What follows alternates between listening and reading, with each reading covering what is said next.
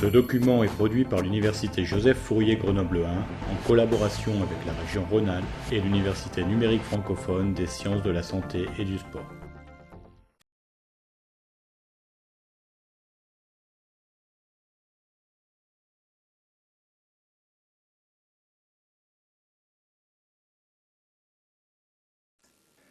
Donc nous allons étudier le tissu nerveux. Voilà le plan que l'on va suivre, après quelques généralités, quelques informations sur le développement du système nerveux. On parlera bien sûr des cellules principales, les neurones, des cellules d'accompagnement, les cellules gliales. On verra comment les fibres nerveuses s'organisent et on parlera enfin de neurotrophicité, de régénération du tissu nerveux. Les généralités. Bien sûr, la répartition, le tissu nerveux est ubiquitaire, il se répartit dans tout l'organisme et il établit un véritable réseau de communication avec des connexions multiples. Sur le plan de l'anatomie, on considère que le système nerveux est subdivisé en deux parties principales. Le système nerveux central, d'une part, qui comprend le cerveau, la moelle épinière, et le système nerveux périphérique, qui est constitué des nerfs émergeants du système nerveux central et de petits amas encapsulés formés par les corps des cellules nerveuses, amas appelés ganglions, que l'on peut considérer comme des relais. Attention à ce terme de ganglion, puisqu'il est utilisé aussi pour décrire les ganglions lymphatiques dans le système immunitaire. Sur le plan de l'histologie, le système nerveux est extrêmement complexe et on peut, pour le simplifier, considérer qu'il est construit sur deux types de cellules, de morphologie, de fonctions extrêmement différentes. D'une part, les neurones, les vraies cellules nerveuses, et d'autre part, les cellules gliales, ou qu'on appelle aussi cellules névrogliques. Les fonctions de ce tissu nerveux, en fait, il est spécialisé dans la réception, le traitement, le stockage et le transfert de l'information qui provient soit du monde extérieur, soit de l'organisme lui-même. Et toutes ces fonctions sont réalisées afin de provoquer une réponse adaptée et coordonnée. Cette fonction est celle des neurones. Et elle est basée en fait sur trois propriétés principales de ces cellules. L'excitabilité, qui est en fait l'aptitude à répondre à une stimulation, la conductibilité, qui est l'aptitude à propager cette réponse à distance par un processus électrochimique, la communicabilité, qui est l'aptitude à transmettre le message à un neurone ou à toute autre cellule. La réponse aux stimuli se fait par modification de la différence de potentiel existant entre les faces internes et externes des membranes plasmiques des neurones. La propagation d'un potentiel électrique, ou qui est dit aussi potentiel d'action, ou encore un flux nerveux, permet la transmission de l'information aux autres cellules. Mais il existe d'autres fonctions qui sont attribuées ou qui sont réalisées par le tissu nerveux et en particulier par les neurones. Des fonctions d'organisation et de coordination directe ou indirecte de la plupart des fonctions de l'organisme. Des fonctions dites endogènes à la base du raisonnement, de l'expérience consciente et de la régulation du comportement, et également des fonctions endocrines, puisque certains neurones sont capables de synthétiser et d'excréter des substances ou éventuellement des hormones. Les cellules gliales, elles, n'ont pas toutes ces propriétés et ces fonctions. Il s'agissait des fonctions des neurones. Les fonctions des cellules gliales, c'est plus des fonctions de protection, de soutien, de nutrition. En fait, ces cellules gliales créent le milieu requis pour le bon fonctionnement des neurones. Donc elles jouent ce rôle de protection, de soutien, de nutrition, mais aussi elles régulent plus ou moins l'activité neuronale et elles exercent un mécanisme de défense vis-à-vis du système nerveux, donc protègent le système nerveux de différents types d'agressions. Le développement du système nerveux, sur ce chapitre je serai relativement bref, puisque ce sera réabordé dans le cours de biologie du développement du professeur Joucq. La morphogénèse du système nerveux central est un phénomène précoce et rapide. Elle débute dès la 3e semaine et en fait toutes les structures seront en place vers la 12e semaine. Simplement, la maturation du système nerveux central va se continuer. Cette maturation, elle est longue et elle se poursuit même après la naissance. Donc quelques étapes importantes. Étape dite de neurulation. L'ébauche nerveuse apparaît au 17e jour par un épaississement localisé de l'ectoderme qu'on appelle la plaque neurale qui se déprime en gouttière neurale et va former un tube primitif, tube neural primitif. De ce tube primitif partent des groupes de cellules, donc se détachent des cellules qui vont former les crêtes neurales. Le déterminisme du système nerveux passe par les 2 étapes de l'induction neuroblastique et de la différenciation des populations neuronales distinctes, et on commence à comprendre les bases moléculaires qui sont à l'origine de cette différenciation. Le tube neural donc se ferme et cela met en jeu des capacités de mouvement et d'adhérence cellulaire. Le tube neural primitif possède une organisation longitudinale et une organisation transversale qui est à l'origine des aires sensitives et motrices.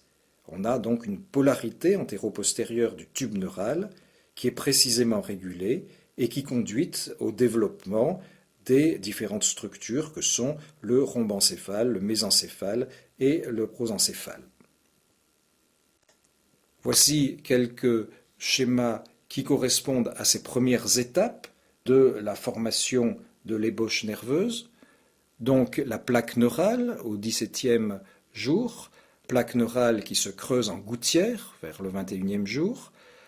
Au niveau des extrémités de cette gouttière, départ de cellules qui forment les crêtes neurales et fermeture du tube neural vers le 26e jour avec les crêtes neurales que l'on voit sous la forme de ces éléments rouges situés de part et d'autre du tube. Les autres étapes sont la neuronogénèse. En fait, la multiplication des neurones est intense pendant les 100 premiers jours en gros.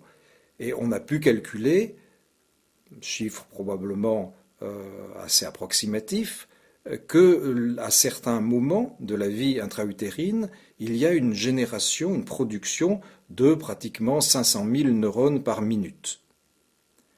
Donc prolifération extrêmement intense. Alors, il y a des cellules qui quittent le cycle mitotique et qui se transforment en neurones, et d'autres qui vont garder leur capacité de division.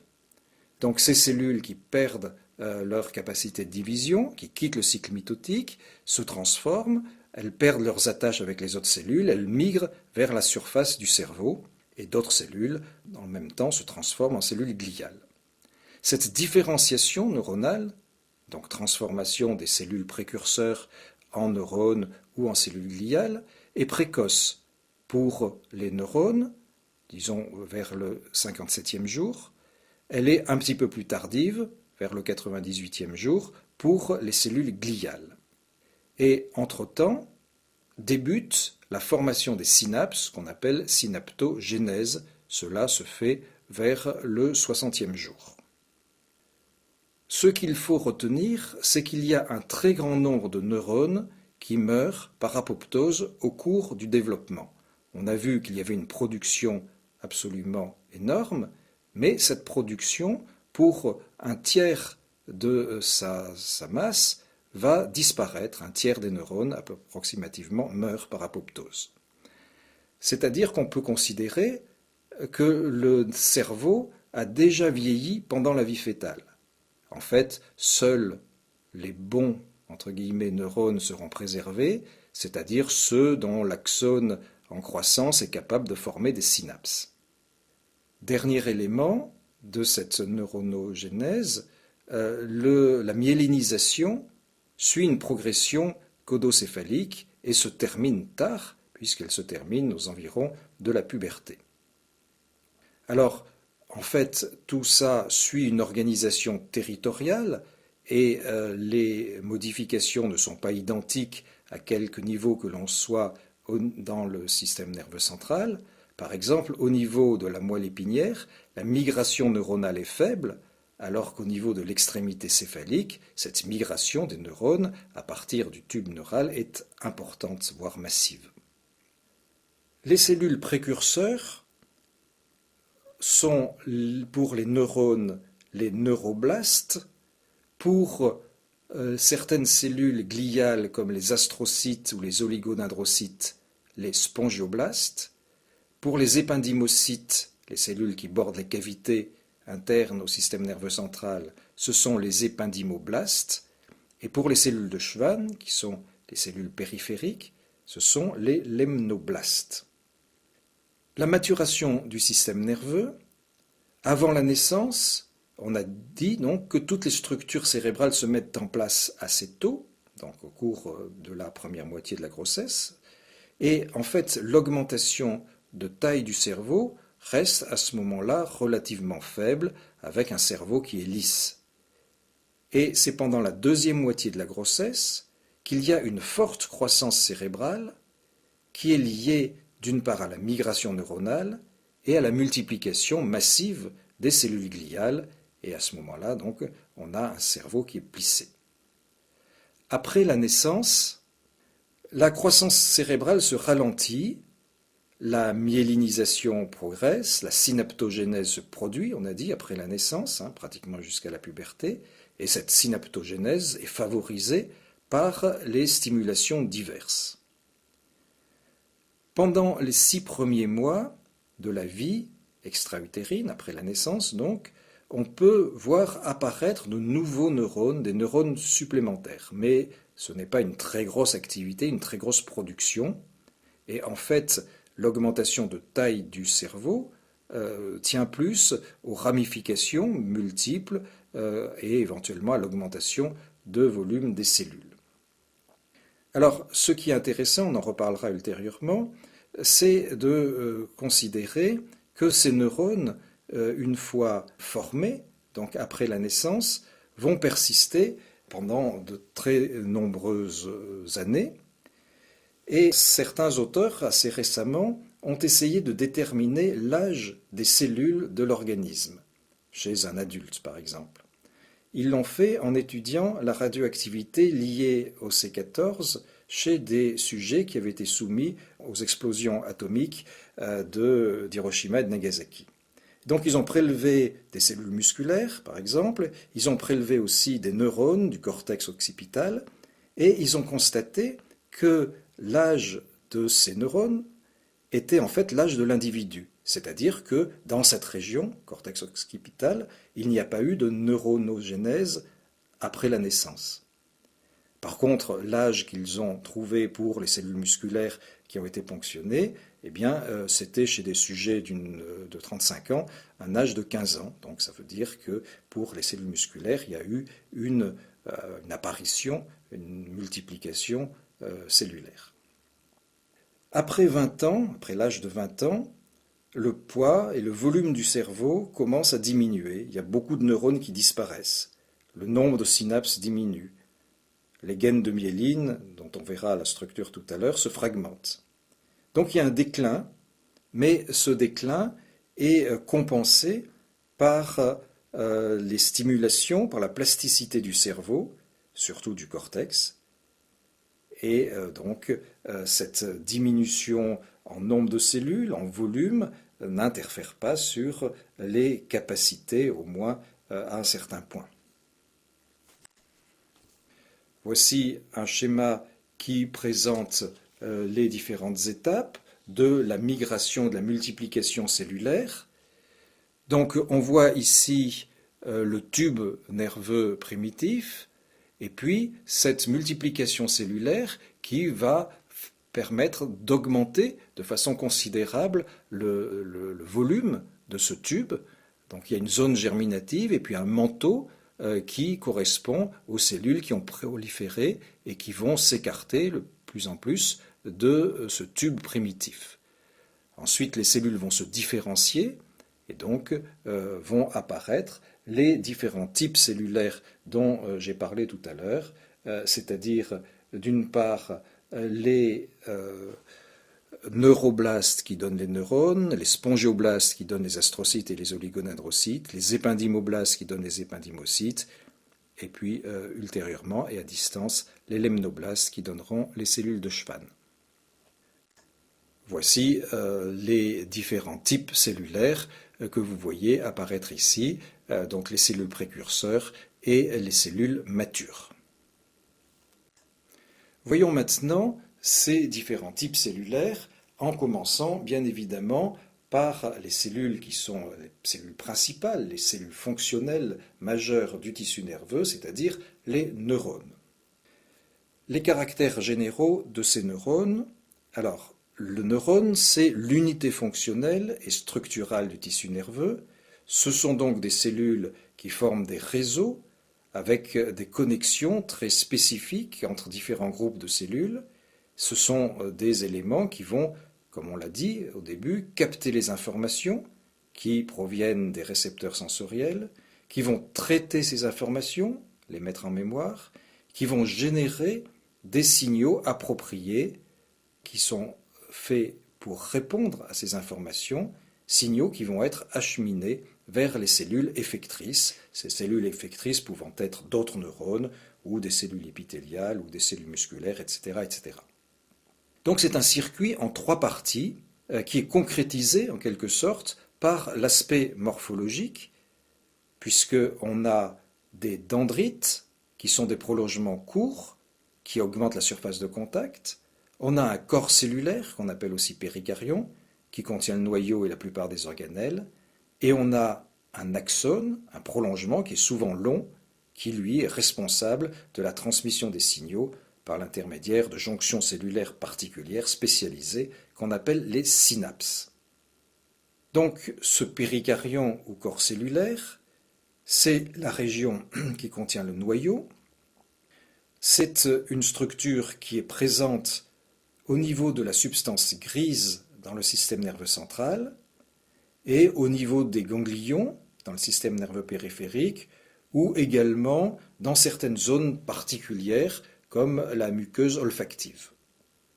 La forme, la taille de ce péricaryon sont assez variables. Le noyau est habituellement sphérique, volumineux, central, unique, avec une chromatine claire, un volumineux nucléole et une membrane nucléaire qui est nette.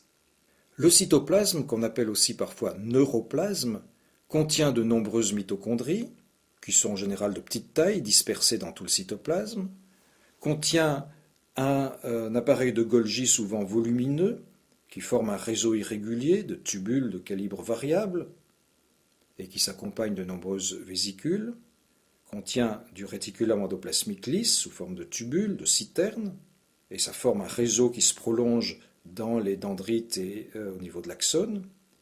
Et puis contient, et c'est un élément assez spécifique, assez particulier, un réticulum endoplasmique granuleux sous forme de bâtonnets, de granules qui sont regroupés et qui donnent ce qu'on appelle les corps de Nissl, c'est-à-dire des amas en fait de citernes ou de bâtonnets du réticulum endoplasmique granuleux, des corps de Nissl qui sont d'abondance variable et qui sont bien évidemment le témoin de la capacité de synthèse protéique. Donc c'est des agrégations de nombreuses citernes plus ou moins parallèles les unes aux autres, entre lesquelles se trouvent des ribosomes libres.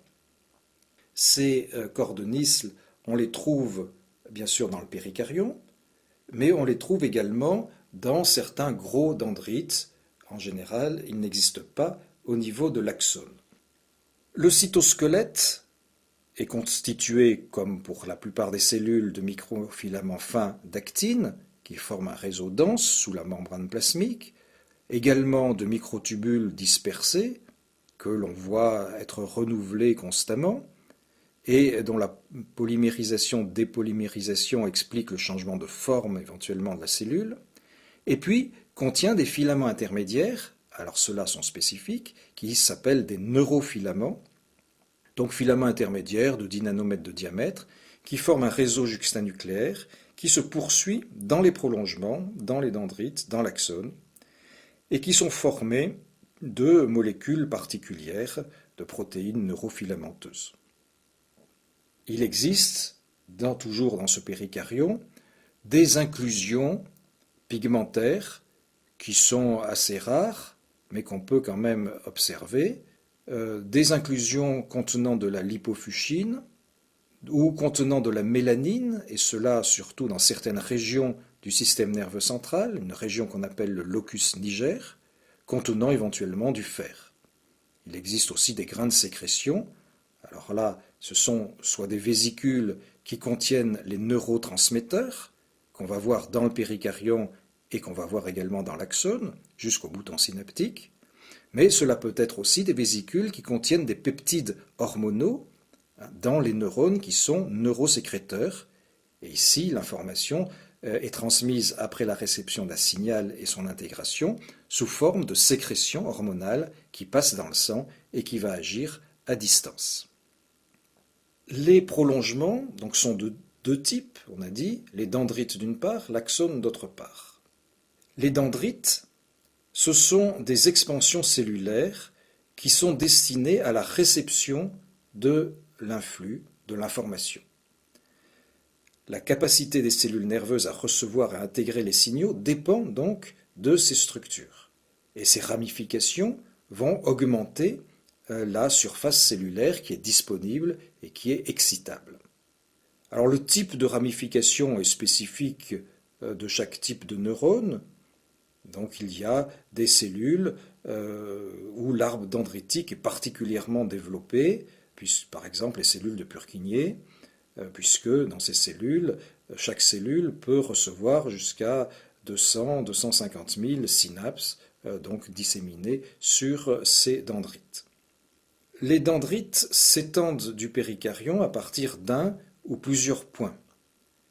Ils naissent par une large base, puis se rétrécissent et forment des ramifications plus ou moins nombreuses, des arborisations. Et bien sûr, ils continuent à s'amincir au fur et à mesure qu'ils s'arborisent.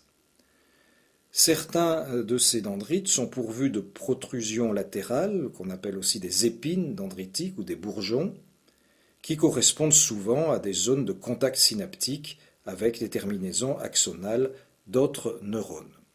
On retrouve dans le cytoplasme des dendrites des corps de Nice, du moins dans les plus gros, des ribosomes libres, des mitochondries, des éléments du cytosquelette, mais en principe on ne retrouve pas d'appareil de Golgi, de citerne golgienne. Voici une schématisation d'un neurone avec le péricaryon, le corps cellulaire au centre, son noyau nucléolé, les éléments du cytosquelette et puis ces particules bleues qui correspondent au corps de Nissl, donc qui sont des agrégats de citernes de réticulum endoplasmique granuleux. Partent de ce péricaryon un certain nombre de prolongements dendritiques qui s'affinent au fur et à mesure de leur division et par l'axone dont on va parler dans l'instant. Voici une image correspondant donc sur une coupe histologique au corps cellulaire, au péricaryon d'un neurone. On voit le démarrage ici de l'axone à gauche de la figure.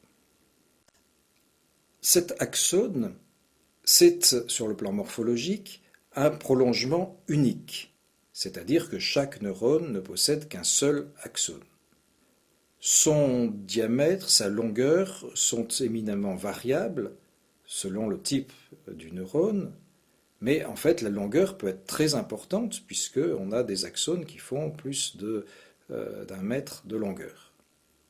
Alors en principe, l'axone est plus mince, c'est plus long que les dendrites, au moins à leur démarrage de ces dendrites, et cet axone il a un calibre régulier, il ne s'amincit pas vraiment, il se ramifie un peu, surtout dans sa partie terminale.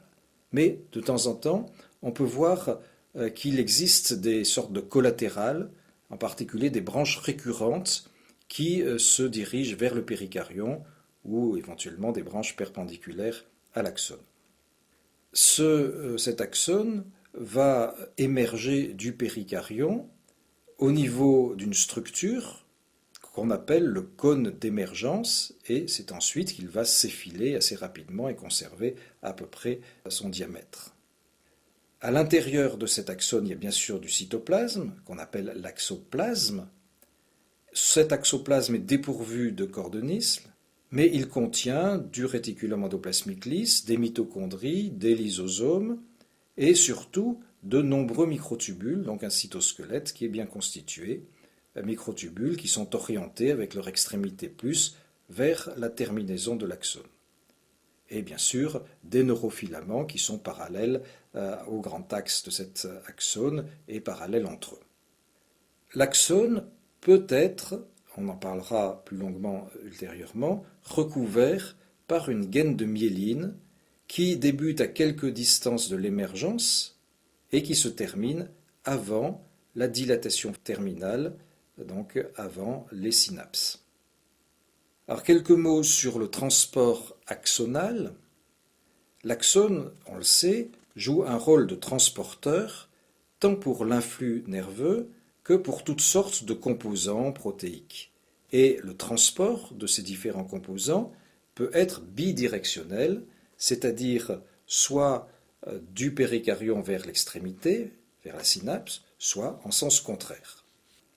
On appelle transport orthograde ou transport centrifuge ou encore cellulifuge un transport qui se fait du corps cellulaire vers la terminaison de l'axone.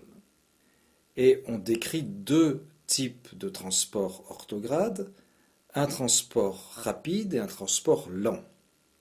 Le transport lent, c'est-à-dire 0,2 à 8 mm par jour, donc effectivement, ce n'est pas très rapide, se fait par voie axoplasmique et concerne les protéines de structure, les protéines du cytosquelette par exemple, éventuellement des enzymes cytoplasmiques.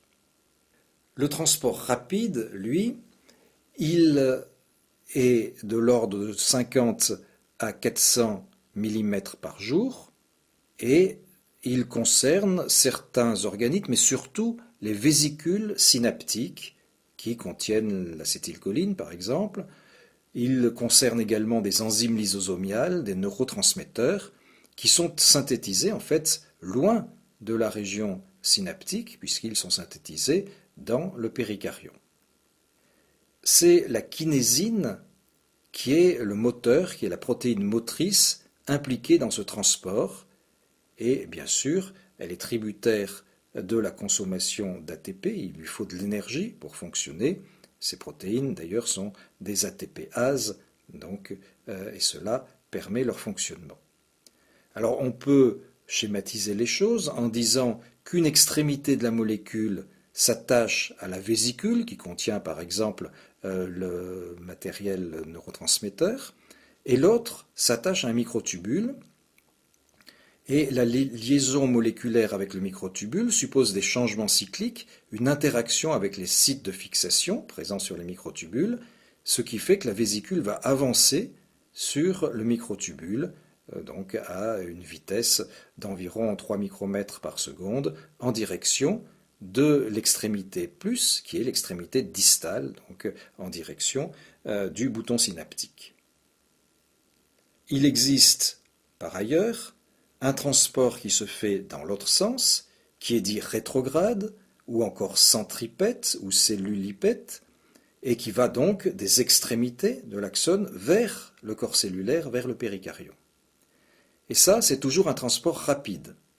On n'a pas décrit de transport lent rétrograde. Donc c'est toujours un transport rapide de l'ordre de 150 à 300 mm par jour. Il porte sur des vésicules, sur des structures tubulaires, sur des lysosomes qui contiennent du matériel à recycler, mais aussi sur des métabolites ou des macromolécules d'origine synaptique. Il concerne également des neurotoxines, comme la toxine du tétanos, ou des virus, comme par exemple le virus de la rage. Ce virus de la rage, c'est intéressant d'ailleurs, on sait qu'il se fixe sur le récepteur acétylcholine et ensuite il est véhiculé par transport rétrograde jusqu'au corps cellulaire où il se réplique et il va donc aboutir à la destruction des neurones. Ici, le moteur moléculaire n'est plus la kinésine, c'est en fait une autre molécule motrice, la dynéine, et donc c'est cette dynéine qui va déplacer les vésicules le long des microtubules. Bien évidemment, là encore, il est important que de l'énergie soit fournie sous la forme donc d'ATP qui est consommé. Voici une schématisation du neurone avec à gauche le corps cellulaire, le péricaryon, et au milieu l'axone et la synapse, donc du côté droit vers l'extrémité droite de la figure. Et l'on voit donc des microtubules, ou du moins un microtubule, avec son extrémité plus à droite, son extrémité moins à gauche, vers le péricaryon, et les différents mouvements, les différents transports, centrifuges ou centripètes, qui se réalisent au niveau de cet axone. Tout autour de la cellule, qu'il s'agisse des prolongements, dendrites ou axones, ou qu'il s'agisse du péricaryon, tout autour de la cellule, il y a bien évidemment une membrane plasmique qu'on appelle l'axolème. Cette membrane a la structure habituelle d'une membrane plasmique, donc avec la bicouche de phospholipides, les protéines qui sont incluses, etc., mais a certaines spécificités, donc au niveau de l'élément présynaptique et au niveau des épines dendritiques. En fait, cet axolème est spécialisé dans la conduction de l'influx nerveux. Alors, au repos, le potentiel de la membrane est de l'ordre de moins 70 millivolts, et ceci est lié à la capacité qu'a la membrane plasmique de pomper le sodium hors de l'axoplasme pour maintenir à l'intérieur de celui-ci une concentration en sodium qui représente environ 10% de celle du liquide extracellulaire, alors que la concentration en potassium est plusieurs fois supérieure. Quand un neurone est stimulé, les canaux ioniques vont s'ouvrir, il y a un afflux soudain d'ions sodium qui abaisse le potentiel de repos, et ces changements ioniques créent le potentiel d'action qui se propage de proche en proche jusqu'à la terminaison de l'axone et va y déclencher la décharge de neurotransmetteurs. La vitesse de propagation dépend de la résistance de l'axone et cette vitesse est d'autant plus importante que le diamètre de cet axone est grand. Les synapses. Donc, les signaux neuronaux sont transmis d'une cellule à l'autre de manière unidirectionnelle en des endroits de contact qui sont tout à fait particuliers, tout à fait spéciaux, qu'on appelle les synapses. C'est donc des endroits de connexion entre un axone et un dendrite, ou entre un axone et un autre axone, ou entre un axone et une autre cellule. Cette cellule peut être un neurone, donc au niveau du corps cellulaire, du péricaryon, ou bien cette cellule peut être une cellule musculaire, une cellule endocrine, etc. On décrit globalement deux types de synapses, des synapses dites électriques et des synapses biochimiques. Alors, les synapses électriques, d'abord, ce sont en fait des jonctions communicantes, des gap junctions. Donc on a vu ça à propos du tissu épithélial. Ce sont des structures qui sont formées de connexons, de protéines appelées connexines, qui permettent le passage libre et rapide d'ions entre deux éléments, donc ici, entre une terminaison présynaptique et un élément postsynaptique. La dépolarisation induite par le potentiel d'action dans la cellule présynaptique va engendrer un flux d'ions vers la cellule postsynaptique, et cela donc va provoquer une dépolarisation de cette cellule postsynaptique et engendrer un potentiel d'action. Les synapses électriques sont excitatrices et elles ont l'avantage de la rapidité parce qu'en fait on évite le délai qui est nécessaire au processus de la neurotransmission chimique, c'est-à-dire de la mobilisation du neurotransmetteur dans une vésicule, de l'exocytose, etc. Donc tous ces processus qui prennent un petit moment, pas très important, 0,5 millisecondes environ, mais quand même qui prennent du temps. Donc une plus grande rapidité de transmission de l'information pour ces synapses électriques. Les synapses biochimiques, sur le plan morphologique, si on prend l'exemple d'une synapse axosomatique dans le système nerveux central, c'est-à-dire entre un axone bien sûr et le corps cellulaire d'un neurone, eh bien on va voir que cette synapse est constituée de 3 éléments. Un élément qui est dit présynaptique, et c'est donc l'extrémité renflée de l'axone, une sorte de dilatation de l'axone dans sa partie terminale, après une arborisation terminale. À ce niveau-là, le cytoplasme de cet élément présynaptique contient de très nombreuses mitochondries, contient des graines de glycogène, de nombreuses vésicules synaptiques de taille et de forme variables. On observe une modification de la membrane plasmique, de l'axolème, puisque celui-ci est épaissi, et cette densification correspond à une structure qu'on appelle la grille synaptique, qui est faite de projections denses délimitant des sortes d'emplacements où les vésicules contenant les neurotransmetteurs vont se loger. Il faut noter que les neurofilaments, donc faisant partie du cytosquelette, se sont arrêtés juste avant la dilatation terminale, juste avant le renflement de l'élément présynaptique. À côté donc de cet élément présynaptique, il y a un espace qu'on appelle la fente synaptique, qui est large de 20 nanomètres environ, qui est souvent occupée par du matériel dense quand on observe en microscopie électronique, et qui est donc l'espace qui est compris entre l'élément présynaptique de l'axone et l'élément postsynaptique, ici, mettons du péricaryon. On voit que la membrane plasmique est également épaissie, et on voit à distance des structures variées, des cordonistes, des mitochondries, des citernes aplaties, qui constituent finalement la base des épines dendritiques. Ces synapses peuvent être réalisées entre un axone et des dendrites. On dit alors que la synapse est axodendritique.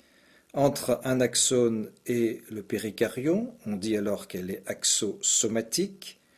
Entre un axone et un autre axone, on dit qu'elle est axo-axonique, ou entre un axone et puis d'autres cellules, cellules musculaires, cellules glandulaires.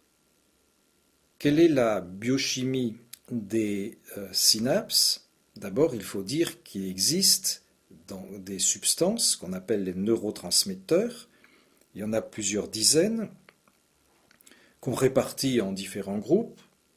En gros, on peut dire qu'il y a le groupe de l'acétylcholine, le groupe des acides aminés et dérivés, comme glutamate, aspartate, glycocol, acide gamma-aminobutyrique, le groupe des monoamines, sérotonine, dopamine, noradrénaline, le groupe des neuropeptides, opiacés ou vasopressine, un groupe qui est constitué de purine, l'adénosine, et puis un groupe gazeux, le NO.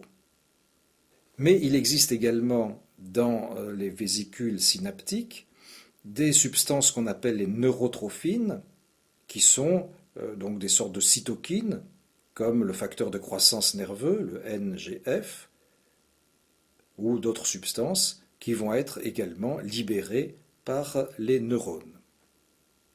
Le fonctionnement des synapses biochimiques, les effets de la libération des neurotransmetteurs, la synthèse se fait de ces neurotransmetteurs dans le péricaryon. Mais il y a migration après, et la liaison avec les récepteurs de la membrane postsynaptique peut entraîner différents effets. un effet de dépolarisation. Les neurotransmetteurs excitateurs, comme l'acétylcholine ou le glutamate, ouvrent des canaux ioniques liés aux récepteurs et provoquent un flux de sodium qui dépolarise la membrane, ce qui induit la réapparition du potentiel d'action.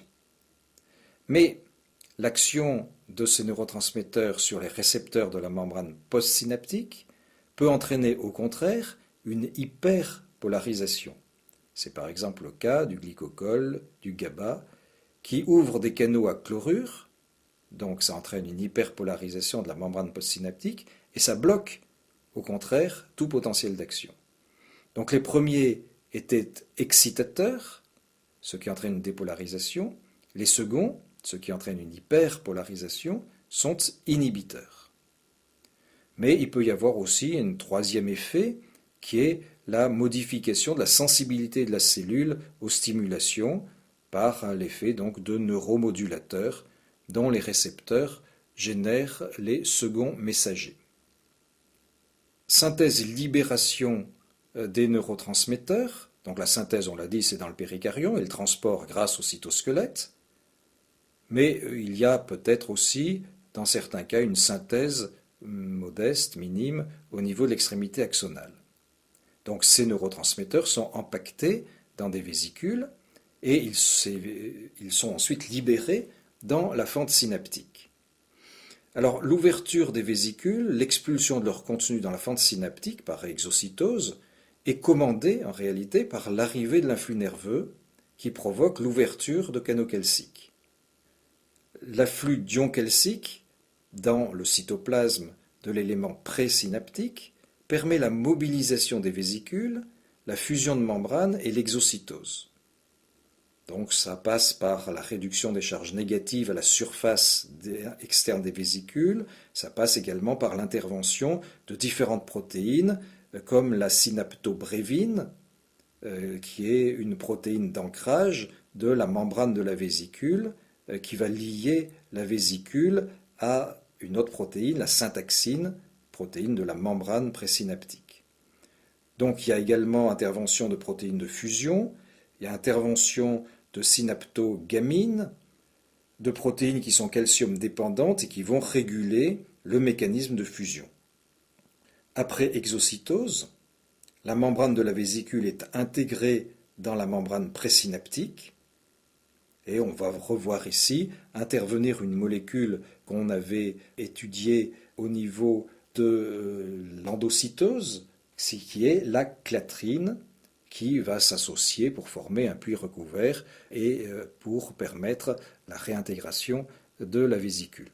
Ces neurotransmetteurs, lorsqu'ils sont donc libérés dans la fente synaptique par exocytose, ils vont se fixer, on l'a dit, sur des récepteurs spécifiques situés sur la membrane postsynaptique.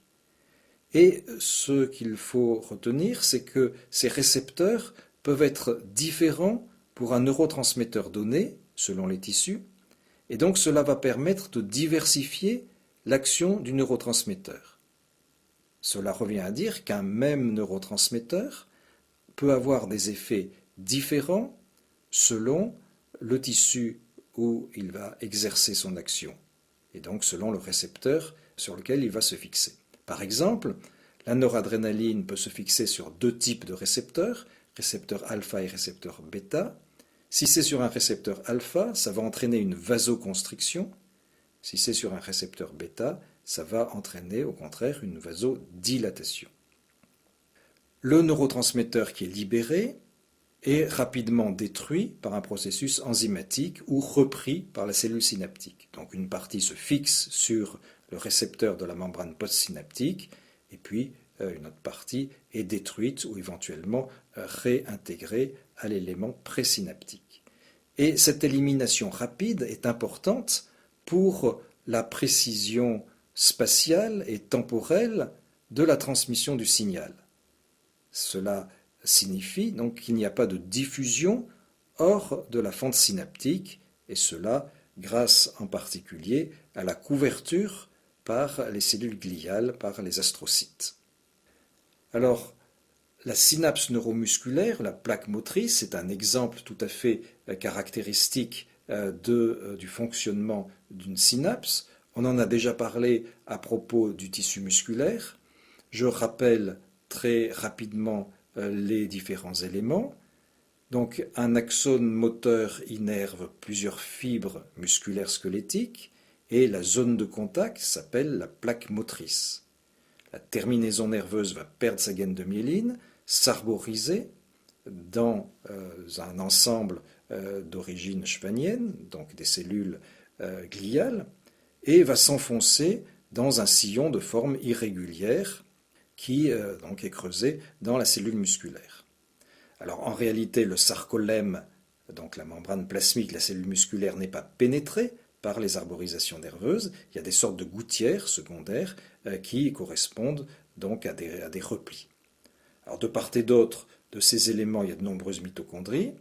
La fente synaptique est un peu plus grande ici, elle a à peu près 50 nanomètres.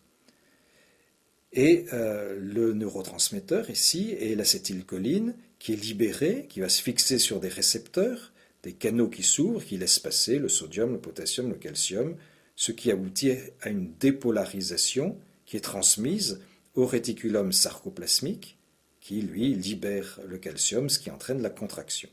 Et là, il existe une enzyme particulière qui est l'acétylcholinestérase qui va hydrolyser l'excès d'acétylcholine. Tout ça, ça se fait en moins d'1 milliseconde. Voici quelques figures qui représentent ici les différents types de synapses. Donc synapses axo-axoniques, axodendritiques, axosomatiques en particulier, que l'on voit ici avec les différentes modalités, les différentes organisations fonctionnelles.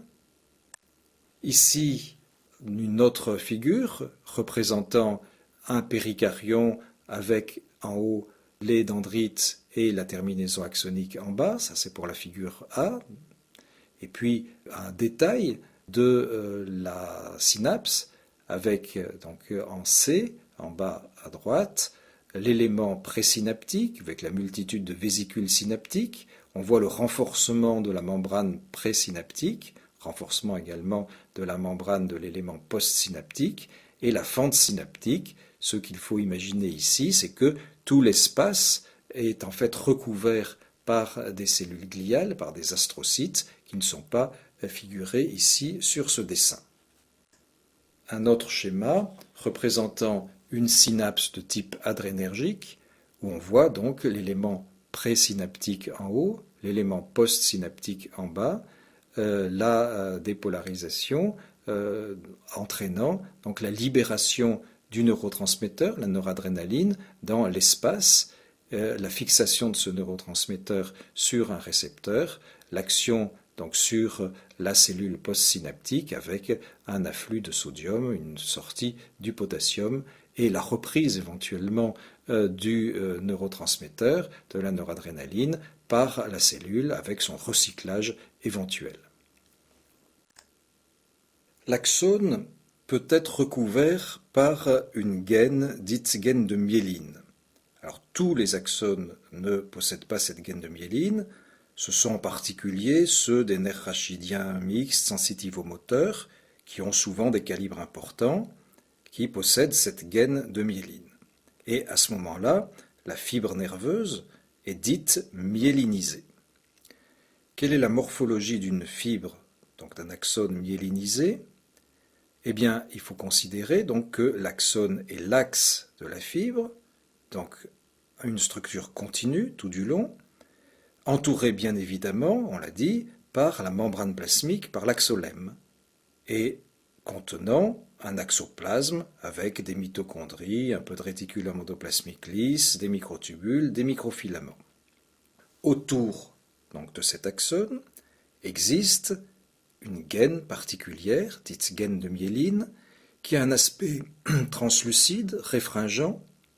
Cette gaine de myéline va débuter près du péricaryon et se terminer avant l'arborisation terminale, donc à proximité de la synapse.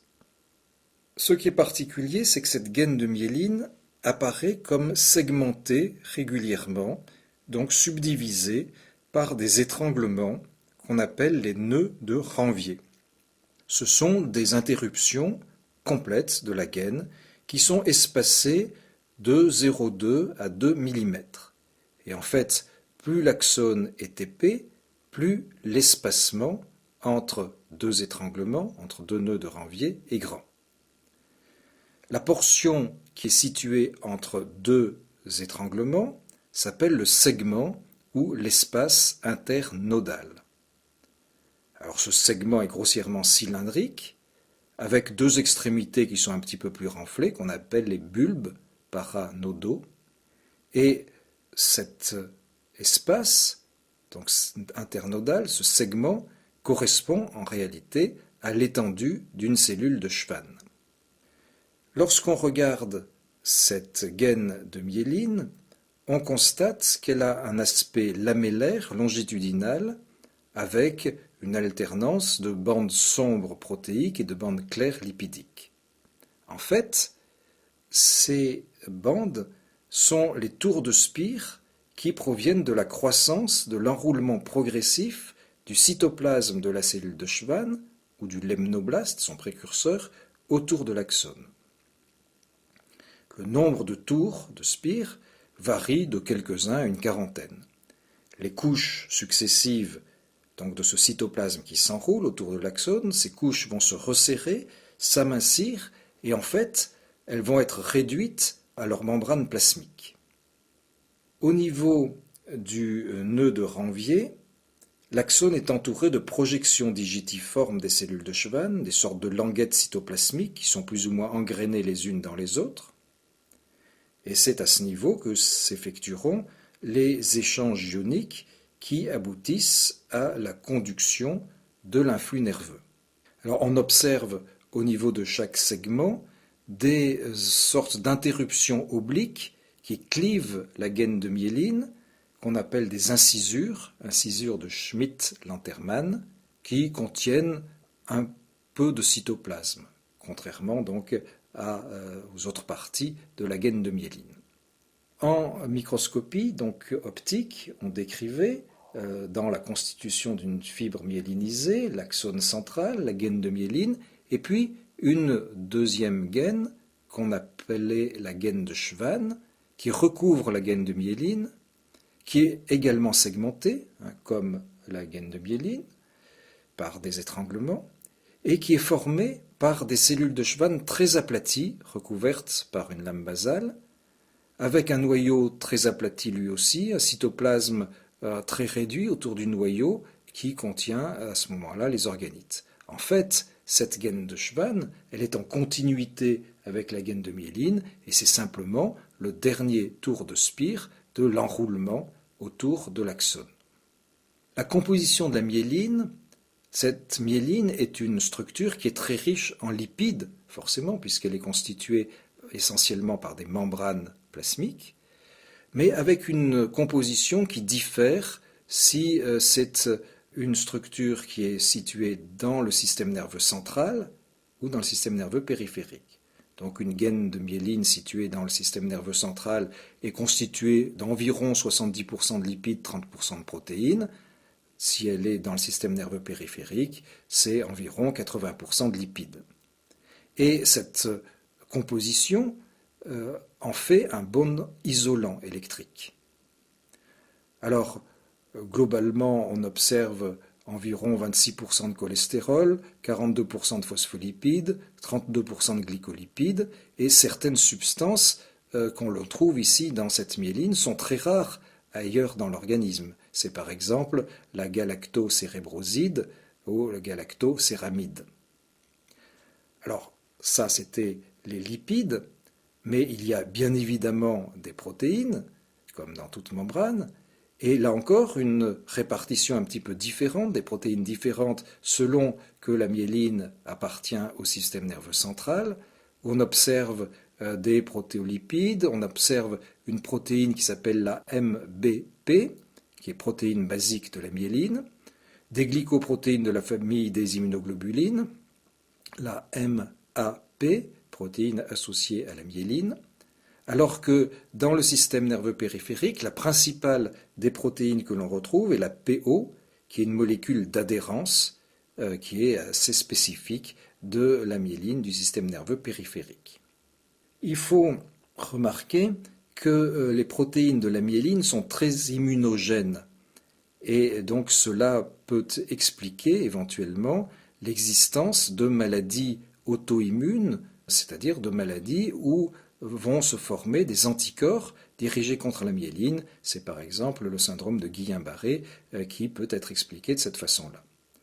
Il existe aussi, dans un autre contexte, des maladies démyélinisantes où des grands segments d'axones vont être dépourvus de leur gaine de myéline, ce qui va entraîner évidemment un ralentissement puis une perte de la capacité de transmission de l'influx nerveux. C'est par exemple la maladie qui s'appelle la sclérose en plaques. Sur cette image, on voit au milieu l'aspect en microscopie optique d'une fibre myélinisée avec dans la partie centrale en gris clair l'axone et en gris plus foncé autour la gaine de myéline, tout à fait en périphérie la gaine de Schwann. Donc des étranglements, enfin du moins un étranglement qui correspond au nœud de Ranvier et les incisures de Schmidt-Lantermann. Vous remarquez au passage le noyau de la cellule de Schwann, donc qui correspond à ce qu'on appelle la gaine de Schwann, qui est en fait, je le rappelle, le dernier tour de spire de l'enroulement autour de l'axone. Grossi un petit peu, on voit en haut, donc dans la partie centrale, ce qui est en vert, c'est l'axone, limité par la membrane plasmique, et ce qui est en bleu, c'est donc les enroulements de la cellule de Schwann, c'est-à-dire les accolements des membranes plasmiques, avec à un certain niveau l'incisure de Schmidt-Lantermann, où existe donc une petite quantité de cytoplasme qui reste et qui donne cet aspect un petit peu plus aéré, un peu moins tassé. Dans la figure du bas est visualisé le nœud de Ranvier, où on voit donc les accolements successifs des tours de spire qui forment une sorte de superposition des extrémités des membranes. Et je rappelle que c'est là que se font les échanges ioniques les plus importants. En vert, toujours l'axone avec les mitochondries, avec les filaments intermédiaires et les microtubules. Donc sur cette diapositive, on voit la constitution de la myéline. À droite, c'est la myéline qui appartient au système nerveux central et où l'on observe les accolements des différentes membranes correspondant aux enroulements de la cellule de Schwann, liés par des protéines particulières, des protéolipides. Et puis, à gauche, c'est la myéline qui appartient au système nerveux périphérique, où là, on trouve cette protéine spécifique qui est la P0, synthétisée par les cellules de Schwann, qui va interagir, qui va stabiliser ces accolements. Cette gaine de myéline donc se forme au niveau du système nerveux périphérique grâce à la cellule précurseur de la cellule de Schwann qu'on appelle le lemnoblaste. Donc au début du développement embryonnaire, l'axone est disposé dans une invagination du cytoplasme de cette cellule, donc de ce précurseur de la cellule de Schwann. Un mésaxone se constitue par accolement de la membrane plasmique. Ce mésaxone va s'allonger, s'enrouler en spirale autour de l'axone, et donc le nombre de tours de spire, le nombre d'enroulements, détermine l'épaisseur de la gaine de myéline. Entre les différents tours de spire, on a vu qu'un peu de cytoplasme pouvait persister au début, mais en fait il disparaît, sauf au niveau des incisures de Schmidt-Lantermann. La myéline intervient pour accélérer la conduction nerveuse. En fait, on a vu que le passage de l'influx nerveux était caractérisé par des modifications de la perméabilité membranaire, avec pour effet une entrée d'ions sodium et une sortie d'ion potassium. Et les lamelles de la myéline, cette substance qui est très riche en lipides, confèrent à l'axone une résistance électrique élevée. Donc les couches lipidiques agissent comme des couches isolantes sur le plan électrique.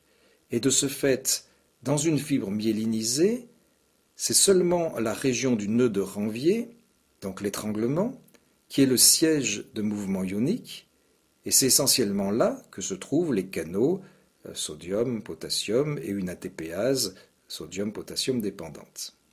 Donc le potentiel d'action saute en fait d'un étranglement à l'autre et l'impulsion va s'étendre immédiatement et passivement jusqu'au nœud suivant. Donc la propagation de l'influx nerveux est dite saltatoire justement puisqu'il y a ces sauts d'un nœud de Ranvier à l'autre. Alors cela est évidemment plus rapide qu'une propagation continue et nécessite moins d'énergie. Et donc cette propagation de l'influx nerveux est d'autant plus rapide que la gaine est épaisse et donc que les nœuds sont espacés. Alors cela permet de décrire différents types de fibres nerveuses. La fibre A, qui est une fibre myélinisée de fort calibre et qui conduit rapidement l'influx nerveux, rapidement c'est-à-dire de l'ordre de 15 à 100 mètres par seconde. Les fibres dites B, qui sont encore myélinisées, mais qui sont, elles, de plus petit calibre, disons de l'ordre de 2 à 3 micromètres de calibre, les autres étant de 3 à 20 micromètres de calibre, de diamètre. Donc ces fibres B vont conduire l'influx moins rapidement, une vitesse de l'ordre de 3 à 14 mètres par seconde, et puis les fibres C, qui sont amyéliniques, donc dépourvues de gaine de myéline, et qui, elles, ont une conduction lente de l'ordre de 0,5 à 2 mètres par seconde. Ces fibres C ont en général un petit calibre inférieur à 1,5 micromètre de diamètre. Mais il faut bien reconnaître que toutes ces fibres, A, B ou C, conduisent les mêmes signaux électriques. Le seul paramètre qui change, c'est en fait la vitesse de transmission. Alors cette vitesse de conduction, on a pu déterminer qu'elle était pour une fibre myélinisée proportionnelle au diamètre de la fibre et pour une fibre amyélinique proportionnelle à la racine carrée du diamètre de la fibre. Voici quelques figures expliquant la formation de la gaine de myéline.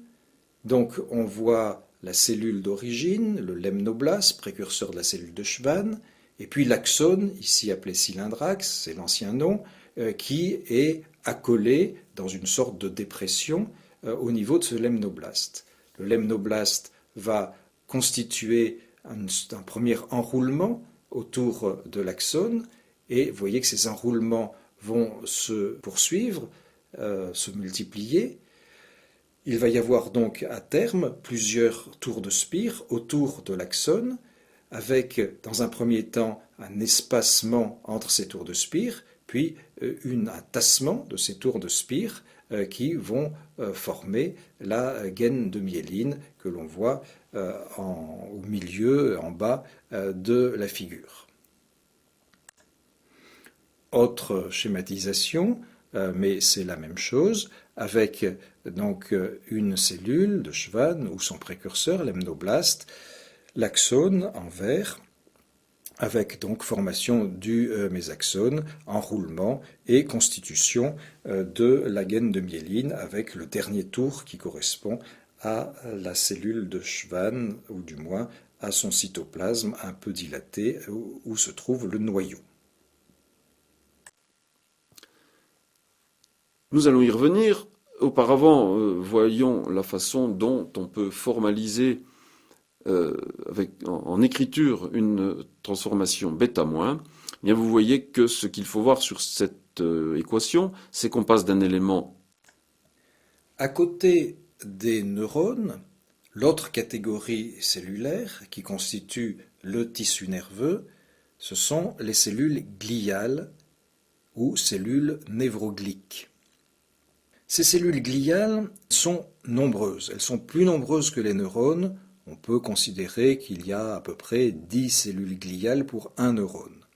Mais elles sont plus petites et donc elles occupent, malgré leur nombre, qu'environ la moitié du volume total du tissu nerveux. Les colorations habituelles ne permettent pas vraiment d'étudier la morphologie des cellules gliales car elles ne visualisent ces colorations que le noyau. Le cytoplasme, les prolongements sont mal visualisés par les colorations traditionnelles et il faut en fait utiliser des colorations à l'argent. Alors ces cellules gliales ou cellules névrogliques constituent la névroglie et on distingue plusieurs types de névroglie. Une névroglie dite centrale qui est parfois subdivisée en névroglie interstitielle faite d'astrocytes, d'oligodendrocytes et de microgliocytes, et puis une névroglie épithéliale faite des épendymocytes. Et puis on distingue une névroglie périphérique faite de cellules de Schwann dans les nerfs périphériques, de cellules satellites qui entourent les péricardions des cellules nerveuses dans les ganglions. On a déjà dit que les cellules précurseurs des cellules gliales sont les spongioblastes pour les astrocytes et les oligodendrocytes, les épendymoblastes pour les épendymocytes, les lemnoblastes pour les cellules de Schwann, mais on n'a pas parlé jusqu'à présent des microgliocytes, et ceux-là ont une origine embryologique tout à fait différente, puisqu'ils proviennent des cellules souches hématopoïétiques. Les astrocytes. Les astrocytes, ce sont les cellules les plus volumineuses de la névroglie. Elles sont en forme d'étoile et on distingue deux types. On distingue les astrocytes protoplasmiques, qui sont essentiellement situés dans la substance grise du système nerveux central, qui possèdent des prolongements rubanés, ondulants, assez épais, courts, trapus, qui ont tous à peu près la même longueur, et qui se répartissent tout autour de la cellule, un peu comme un soleil. Ces prolongements vont se ramifier, vont avoir des épaississements irréguliers, parfois des diverticules. Donc, astrocytes protoplasmiques. Et puis, le deuxième type, c'est l'astrocyte fibreux. Celui-ci, il est situé essentiellement dans la substance blanche du système nerveux central. Il possède des prolongements longs, effilés, lisses, qui se ramifient que rarement. On les a appelés les cellules araignées. Donc sur le plan des caractéristiques générales, c'est une forme étoilée, on l'a dit, avec un noyau central sphérique à chromatine claire, un cytoplasme qui contient les organites habituels, des inclusions de glycogène, mais un cytosquelette particulier, où l'on trouve bien sûr des filaments de vimentine, des microtubules, mais aussi des gliofilaments spécifiques, donc filaments intermédiaires, riches en une protéine qu'on appelle la protéine gliofibrillaire acide ou GFAP.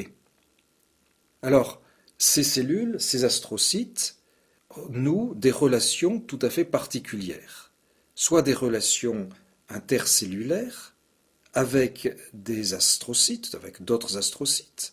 Effectivement, les astrocytes entrent en contact les uns avec les autres par l'intermédiaire de leur prolongement, avec des systèmes de jonction qui existent de type desmosome pour des jonctions d'adhérence ou de type gap pour des jonctions communicantes.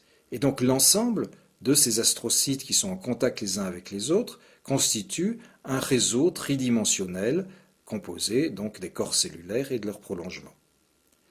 Mais il existe aussi des relations entre astrocytes et neurones. En fait, l'astrocyte entoure tous les corps cellulaires, tous les prolongements, sauf au niveau de l'élément présynaptique de la synapse. En fait, au niveau de la synapse, les astrocytes recouvrent latéralement les fentes synaptiques et ils assurent ainsi la sélectivité de la transmission nerveuse en interdisant la diffusion des neurotransmetteurs en dehors de l'endroit de la fente synaptique où ils ont été excrétés. Il existe aussi des relations entre astrocytes et capillaires, puisque le prolongement des astrocytes, les prolongements des astrocytes vont entrer en rapport avec la paroi des capillaires grâce à une dilatation. Certains de ces astrocytes ont au niveau de leur prolongement une dilatation qu'on appelle le pied vasculaire, et en fait ces pieds engainent complètement le capillaire et donc l'isolent des neurones.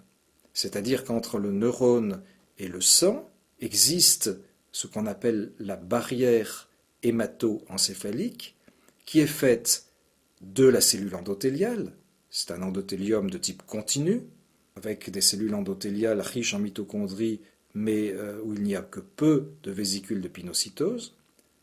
Donc cette barrière, cellule endothéliale, lame basale et prolongement astrocytaire, donc tout ça va séparer en quelque sorte le sang du neurone. Et puis il y a également des relations avec les méninges. Les méninges, vous savez, ce sont des structures qui entourent le tissu nerveux, le système nerveux central, des structures conjonctives, et les prolongements des astrocytes vont former une sorte de couche continue sous la méninge la plus interne, qu'on appelle la pie mère, et cela va contribuer également à isoler les neurones de ce tissu conjonctif, de la pie mère, et du liquide qui circule à l'intérieur de ces méninges, qu'on appelle le liquide céphalo-rachidien. Donc là encore, une barrière entre le liquide céphalo-rachidien et les neurones, barrière établie donc par le tissu conjonctif de la pie mère, mais surtout par les astrocytes. Ces astrocytes ont donc comme rôle, d'une part, un rôle de charpente, d'empaquetage, puisqu'ils occupent finalement tous les espaces situés entre les neurones et les vaisseaux, entre les méninges et les neurones, et ils vont assurer la cohésion, la protection des neurones. Ils servent donc d'isolants, puisqu'ils séparent les neurones entre eux, ils séparent des capillaires, des méninges, ils isolent les synapses. Mais ces astrocytes sont capables de réparation, ils sont capables d'hyperplasie, donc d'augmenter leur nombre, et d'hypertrophie, d'augmenter leur taille. Mais bien évidemment, ils sont incapables de remplacer fonctionnellement les neurones, c'est-à-dire que lorsqu'il y a une dégénérescence neuronale, on va aboutir à une cicatrice gliale non fonctionnelle, puisque, bien évidemment, les astrocytes qui vont s'hyperplasier, s'hypertrophier et remplacer les neurones, eux, ces astrocytes ne génèrent pas de potentiel d'action, donc le remplacement des neurones par des astrocytes est évidemment non fonctionnel. Et puis il y a un rôle métabolique, il y a un rôle de fourniture de diverses substances, comme le cholestérol, comme des ions aux neurones. Donc les astrocytes sont en quelque sorte responsables de l'équilibre électrodynamique des neurones, et puis vont aussi sécréter des facteurs de croissance, des neuropeptides, des protéines d'adhérence, etc. Voici une schématisation des deux types d'astrocytes dont on a parlé, donc les figures qui sont en haut. À gauche, l'astrocyte protoplasmique, avec ses prolongements rubanés en soleil, et sa dilatation qui correspond au pied vasculaire. Alors il faut imaginer que le vaisseau, qui est représenté en rouge, est complètement entouré, complètement cerné par ses pieds vasculaires, qu'il n'y a pas du tout d'espace vasculaire qui est libre et qui pourrait être en contact avec un neurone. À côté, un astrocyte fibreux, la cellule araignée, avec donc des prolongements beaucoup plus fins, mais également, ici aussi, des dilatations terminales au niveau des vaisseaux, donc des pieds vasculaires, qui vont s'associer avec d'autres pieds vasculaires provenant d'autres astrocytes pour engainer de façon totale le vaisseau. Les relations entre astrocytes et d'autres structures, ici donc on voit un neurone en bleu et puis tout un ensemble d'astrocytes qui forment donc l'intervalle. Alors il existe d'autres types de radioactivité que celles que nous avons envisagées, que je vous résume rapidement.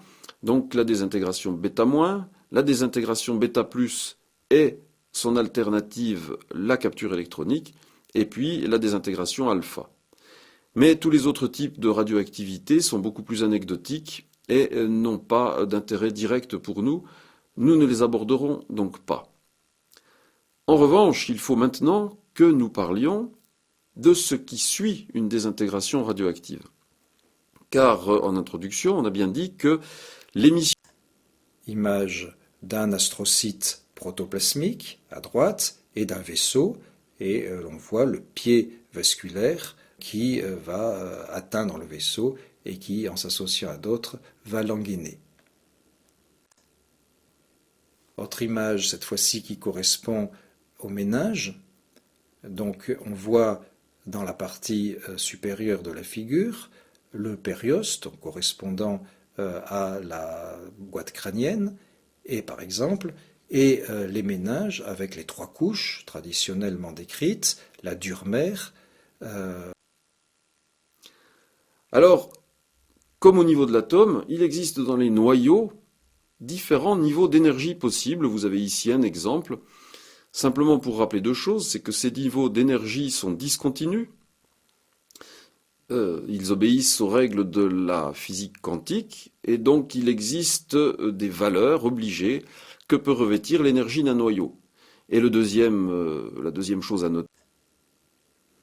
En dehors, à côté des astrocytes, existent dans le système nerveux central d'autres cellules gliales, les oligodendrocytes. On dit que leur nombre est proportionnel à la complexité du système nerveux. En fait, ce sont des cellules un peu plus petites que les astrocytes, qui possèdent des prolongements peu nombreux, peu ramifiés.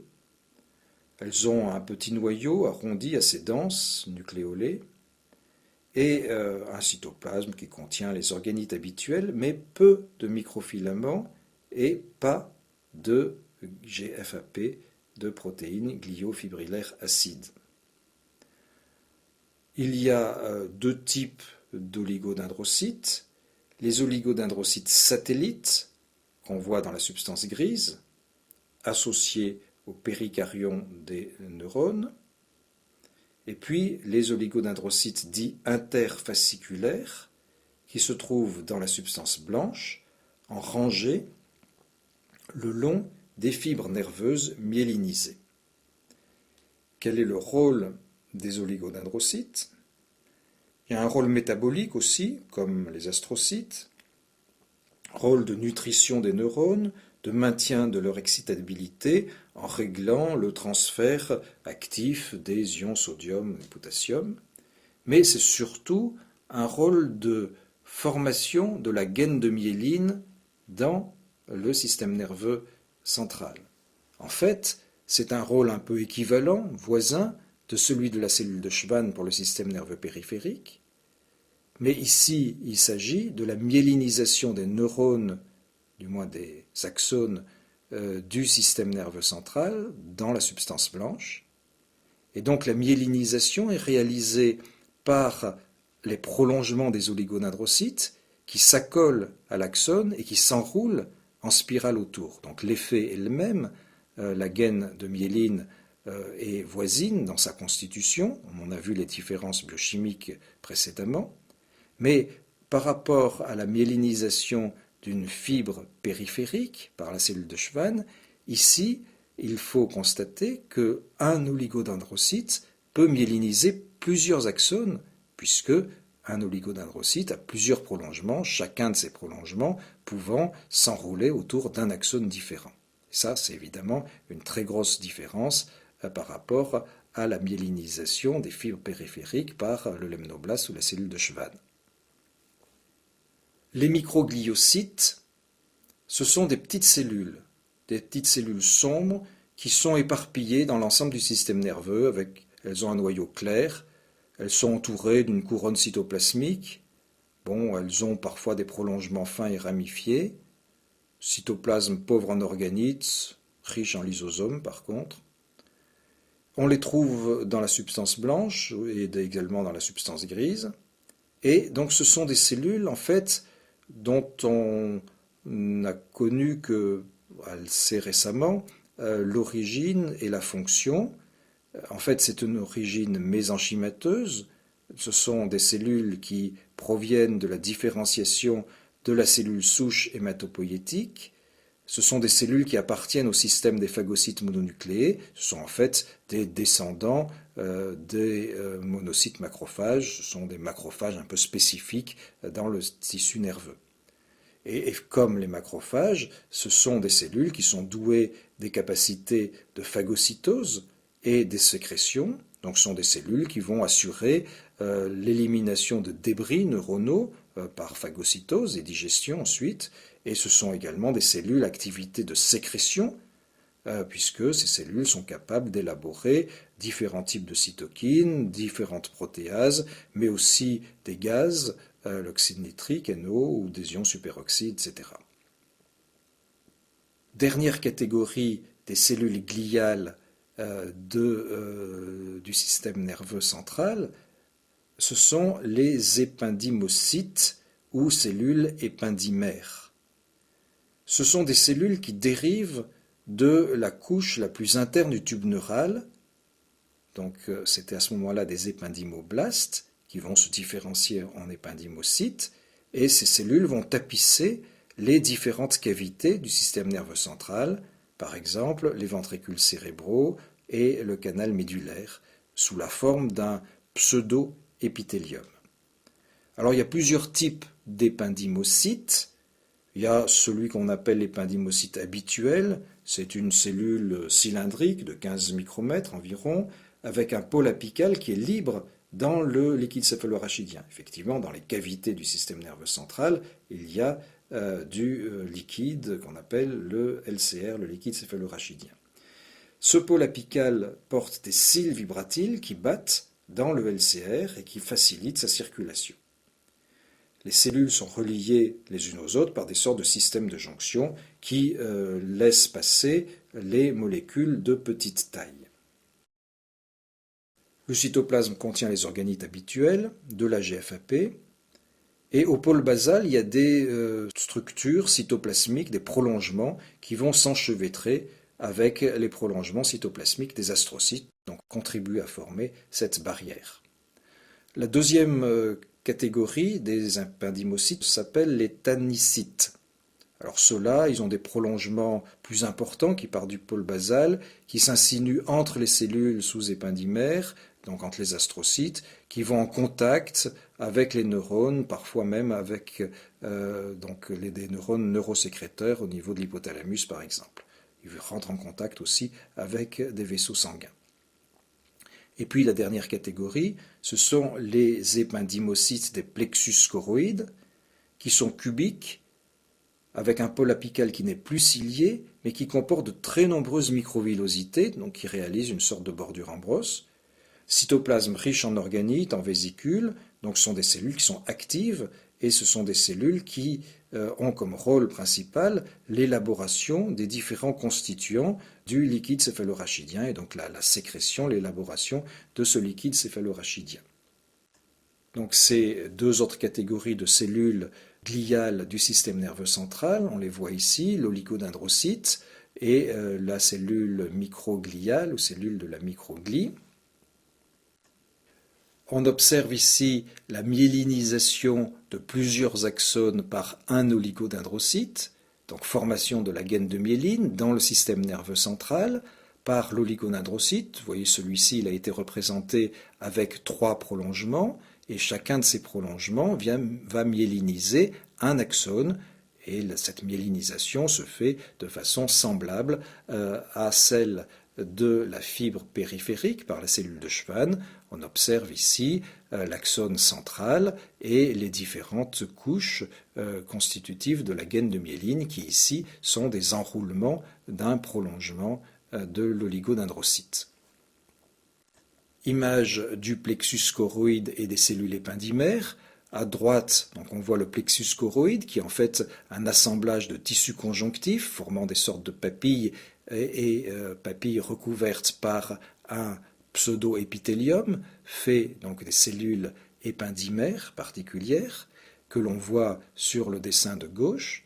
Donc on observe au centre de cette expansion l'axe conjonctivo-vasculaire et tout autour donc l'épithélium, avec des cellules qui sont essentiellement recouvertes de microvillosités au niveau de leur pôle apical, donc des cellules cubiques, des cellules en activité sécrétrice importante. Il peut rester quelques cils, comme il y en avait sur les épendymocytes habituels, mais les cils sont rares et donc c'est essentiellement une surface faite de microvillosités. Un autre aspect du plexus choroïde, donc on voit tout à fait en haut le positionnement dans les ventricules de ces plexus choroïdes, la formation macroscopique et l'aspect microscopique, donc avec les différentes cellules qui forment cette espèce d'épithélium, donc les cellules pratiquement cubiques où l'on voit les microvillosités qui vont se positionner au niveau du pôle apical. Pour terminer les cellules névrogliques, il faut signaler les cellules qui existent au niveau de la périphérie, donc de la névroglie périphérique. Et là, il y a deux catégories de cellules, les cellules de Schwann et les cellules satellites. Donc ces cellules de Schwann, on en a déjà parlé, ce sont elles qui forment les gaines de myéline des nerfs périphériques. Elles ont un noyau ovalaire aplati, situé dans une zone qui est quasiment à l'extérieur de la gaine de myéline. Et on retrouve à ce niveau, à côté du noyau, un petit appareil de Golgi, un petit peu de réticulum endoplasmique granuleux, quelques lysosomes et des filaments intermédiaires constitués de GFAP. Il y a de nombreuses vésicules périphériques. Ces cellules sécrètent des substances qui influencent la phosphorylation des neurofilaments axonaux, qui influencent aussi le transport axonal. Elles dirigent en quelque sorte aussi la croissance de l'axone. Et puis il y a des cellules satellites qui entourent le péricardion des neurones des ganglions cérébrospinaux, qui sont riches en vésicules de pinocytose et donc que l'on pense impliqués au niveau des processus d'échange et de sécrétion des cellules des neurones. Quand on suit le trajet d'un nerf, on voit des groupes de fibres nerveuses quitter ce nerf qui, bien évidemment, diminue d'épaisseur. Progressivement, il va se réduire à quelques fibres, puis à une seule qui prend contact avec la cellule effectrice. Dans le cas d'un nerf mixte, le faisceau contient des fibres qui représentent d'une part les dendrites des voies sensitives et d'autre part les axones. Et donc parmi les faisceaux qui semblent quitter le nerf, en fait, certains au contraire représentent des apports de fibres sensitives. Les fibres nerveuses et les nerfs périphériques sont entourés d'un certain nombre de gaines. Il y a d'une part des gaines gliales, faites donc à partir des cellules de la névroglie, et donc ces fibres nerveuses sont constituées par les axones, bien sûr, enveloppées ou non par ces gaines gliales.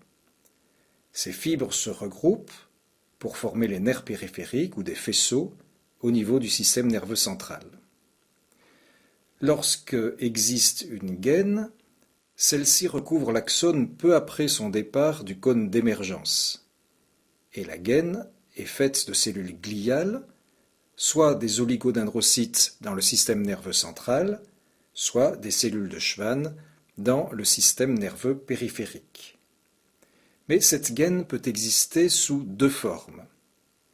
Soit réellement une forme de gaine de myéline, et alors la fibre est dite myélinisée, et on en trouve soit dans le système nerveux central, soit dans le système nerveux périphérique.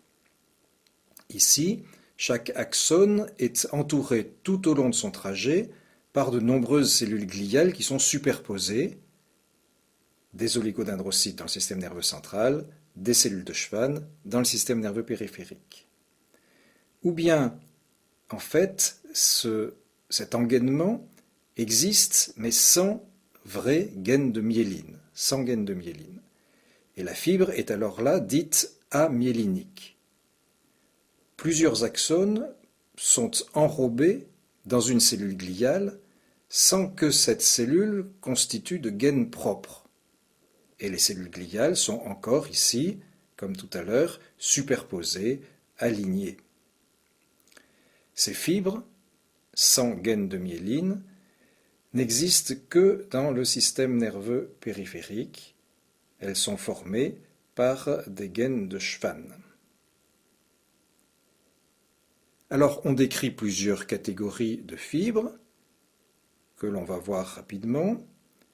Des fibres amyéliniques sans gaine de Schwann. L'axone, là, est nu.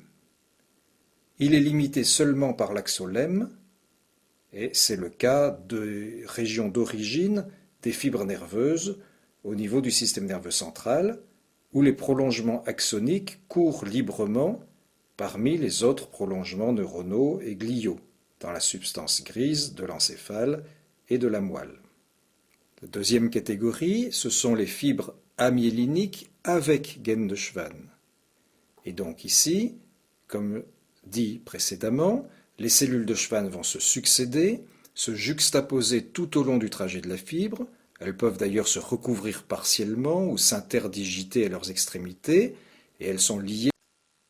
Mais il est également possible, toujours après émission d'un électron de conversion, que le réarrangement électronique soit responsable non pas de l'émission d'un photon X, mais de l'émission d'un électron Auger, comme nous l'avons vu précédemment.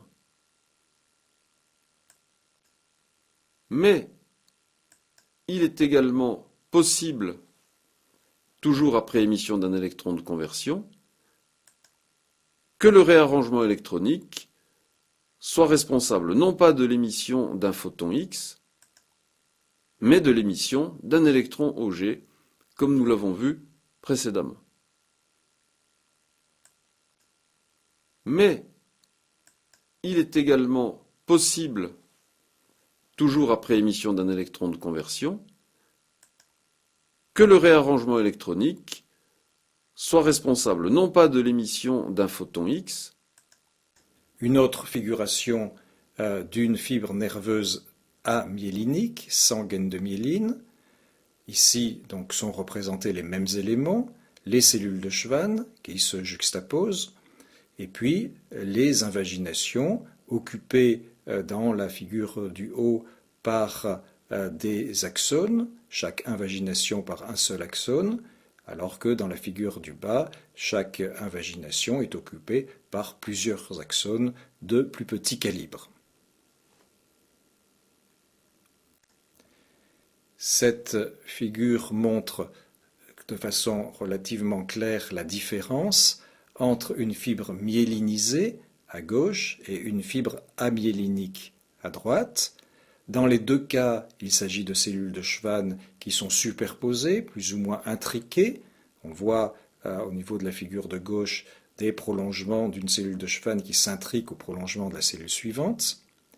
Mais la différence notable est que à gauche, dans la fibre myélinisée, la cellule va s'enrouler autour de l'axone, et il n'y a qu'un seul axone par cellule de Schwann, alors que dans la fibre amyélinique, qui est représentée à droite, eh bien, au niveau d'une cellule de Schwann, ou d'une superposition de cellules de Schwann, il y a plusieurs axones qui sont englobés. Ils sont à l'extérieur de la cellule, mais ils sont englobés par elle. Dernière représentation de cette structure. On voit ici ce qu'on a déjà observé précédemment, la formation de la gaine de myéline dans la partie haute de la figure, donc la cellule de Schwann qui va enrouler son cytoplasme autour de l'axone, et puis la partie basse de la figure représente donc des cellules de Schwann où les invaginations de la membrane plasmique vont se former et vont abriter un ou plusieurs axones. Donc en haut, fibre myélinisée, en bas, fibre amyélinique. Les nerfs périphériques sont constitués de faisceaux de fibres nerveuses, donc fibres soit myélinisées, soit amyéliniques, dont les péricardions se trouvent dans le système nerveux central ou dans les ganglions du système nerveux périphérique. Et il y a des structures conjonctives qui vont entourer ces différentes structures, ces faisceaux ou ces fibres nerveuses isolées. La première de ces structures, c'est l'endonèvre.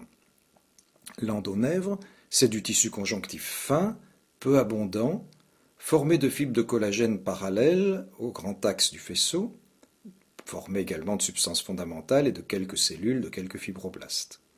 Cette endonèvre entoure chaque fibre nerveuse et va se continuer dans la lame basale des cellules de Schwann.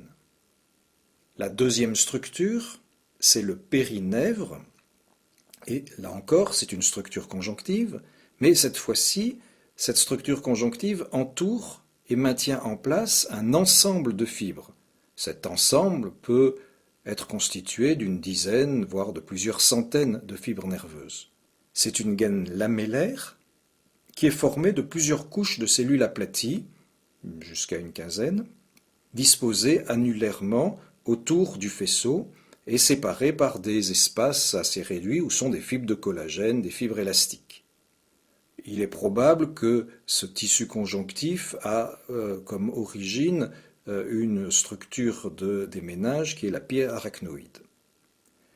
Ce périnèvre forme une sorte de barrière qui contrôle le passage des grosses molécules, éventuellement des toxines, en direction des fibres nerveuses elles-mêmes. Et puis, il existe une troisième structure conjonctive qui est l'épinèvre, et cette structure englobe plusieurs cordons qui sont donc mis en contact les uns avec les autres et en contact avec les tissus environnants par l'intermédiaire de cet épinèvre qui est en fait un tissu conjonctif dense avec des fibres de collagène nombreuses, avec des fibres élastiques relativement épaisses et puis bien évidemment des artérioles, des vénules, mais même aussi des adipocytes. Alors ces artérioles vont pénétrer par l'épinèvre et ensuite se ramifier au niveau du périnèvre. Voici une représentation de nerfs périphériques en haut, d'un nerf végétatif en bas, en coupe longitudinale ou en coupe transversale, et on observe les différents faisceaux constitués par des fibres nerveuses qui sont juxtaposées et qui sont entourées de tissus conjonctifs plus ou moins denses, colorés de façon différente dans la partie haute ou dans la partie basse de la figure. Sur ce dessin, on observe de façon plus claire la constitution d'un nerf périphérique. Il est ici représenté en coupe transversale. Donc on voit l'endonèvre comme des petites cloisons très fines qui entourent les fibres. On observe le périnèvre qui est donc un ensemble de fibres et de cellules conjonctives qui entourent chacun des faisceaux. Donc les faisceaux sont ici représentés par ces structures plus ou moins arrondies qui contiennent une multitude de fibres. Et puis l'épinèvre est donc la structure conjonctive épaisse qui relie ces faisceaux les uns aux autres et qui relie cet ensemble, ce nerf, au tissu conjonctif avoisinant. On observe que dans cette épinèvre peuvent exister des cellules adipeuses, en bas sur la figure, ou à droite ou en haut, et existe également un certain nombre de vaisseaux qui sont représentés ici en coupe sous la forme de ces petites structures jaunes. La représentation veut être similaire ici sur ce dessin, donc c'est aussi un nerf périphérique et on revoit là les différents éléments constitutifs avec les fibres entourées de l'endonèvre, le périnèvre qui envoie un certain nombre de cloisons et l'épinèvre qui enrobe le tout. Dernier élément dans la description du tissu nerveux, des informations concernant la neurotrophicité et la neurogénèse et la réparation neuronale. Alors, la plasticité neuronale est très développée chez l'embryon, mais beaucoup moins chez l'adulte, mais en fait elle existe malgré tout chez l'adulte, et effectivement on peut voir se créer de nouvelles communications, par exemple l'émission de collatérales ou de nouvelles synapses qui peuvent apparaître chez l'adulte. Cela se fait sous la dépendance de facteurs de croissance qui sont produits soit par les neurones eux-mêmes, soit par des cellules gliales. Il y a effectivement des neurotrophines, le facteur de croissance nerveux, qui peuvent intervenir à ce niveau-là. On sait que les astrocytes peuvent, eux, se multiplier, mais on considérait jusqu'à présent que les neurones étaient incapables de division, et donc qu'un neurone détruit ne régénère pas. Alors on va voir que ce dogme qui était valable jusqu'à ces dernières années doit être un peu revisité.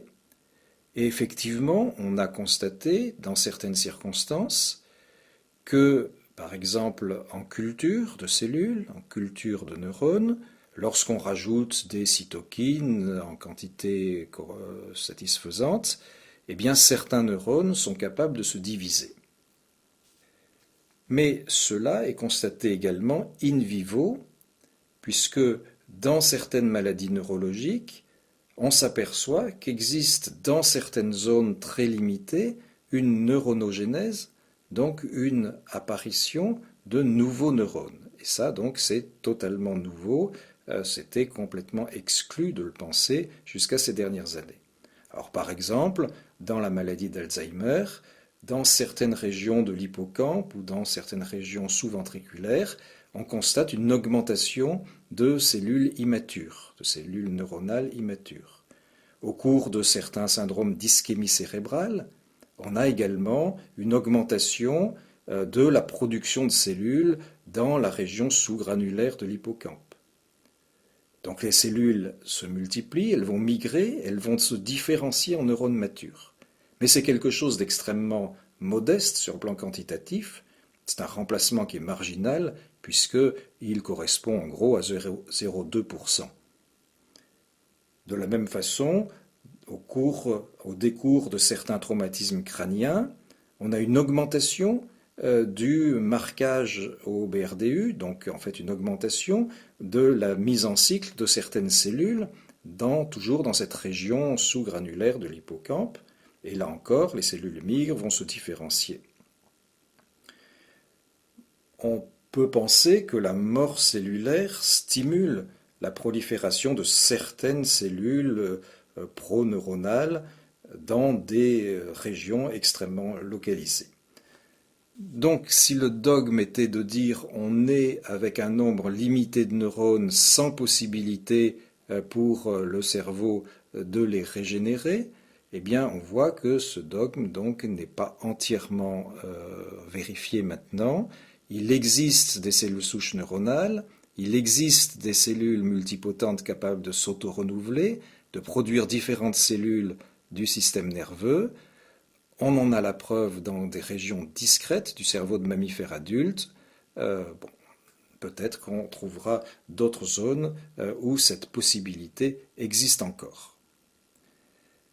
En ce qui concerne la réparation neuronale, le neurone a une action trophique sur lui-même et sur les éléments avec lesquels il est connecté. Et c'est le péricaryon, donc le corps cellulaire, qui est responsable finalement de l'état de la fibre. Donc toute fibre qui est séparée du péricaryon subit une dégénérescence. Alors cela on le constate facilement en cas de section ou d'écrasement d'un axone. L'extrémité distale subit une dégénérescence avec une sorte de rétraction, de fragmentation de l'axone, de fragmentation de la myéline et donc de destruction de cette extrémité distale. Les débris qui en résultent sont phagocytés par les macrophages environnants, par les cellules microgliocytaires, qui sont, je le rappelle, les macrophages du système nerveux, éventuellement aussi par les cellules de Schwann.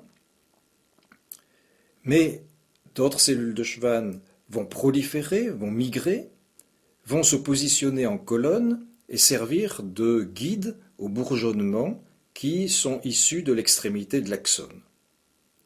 Et donc le segment proximal va régénérer et il peut rétablir des connexions. Alors pour terminer sur la radioactivité, comment la quantifier? Et là j'attire votre attention sur un fait, c'est que le simple fait de parler en général de radioactivité génère en général des réactions très négatives, d'angoisse, de crainte, de révolte. On admet très très mal qu'il y ait de la radioactivité quelque part.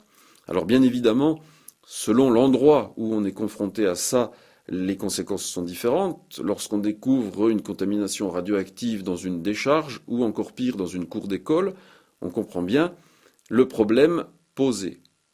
Mais avant de réagir et de déclencher des réactions parfois exagérées, il faut absolument se poser la question de la quantité. En effet, la radioactivité, comme n'importe quoi, ça peut se quantifier, et les effets délétères, le danger que cela représente, dépend de cette quantité.